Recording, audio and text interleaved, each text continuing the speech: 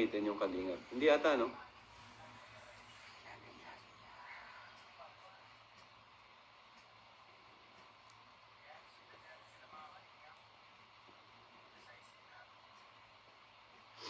Yung tungkol kay Jemel, kay Brother Jose, kay Ate Maylin at Erica, may sumira, may nanulot.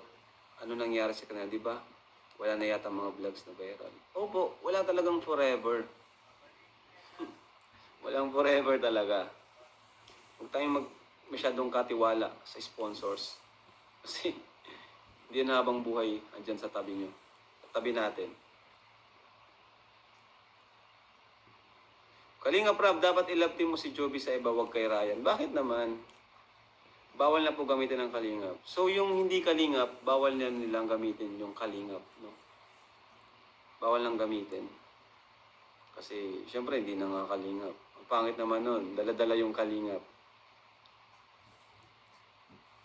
Walang forever kay matulog na ako. Matulog ka na ha, huwag na mag... Mas deserve ni Ed si Biancy kaysa kay kasi lagi raw siya na-reject noon kahit sa Kalingap, bawal na nilang gamitin yung Kalingap. No? Bawal lang gamitin.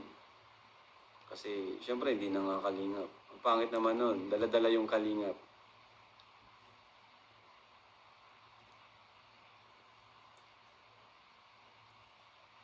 Mas deserve ni Ed si Biancy kaysa kay kasi lagi raw siya na-reject noon kahit sa pagkatid.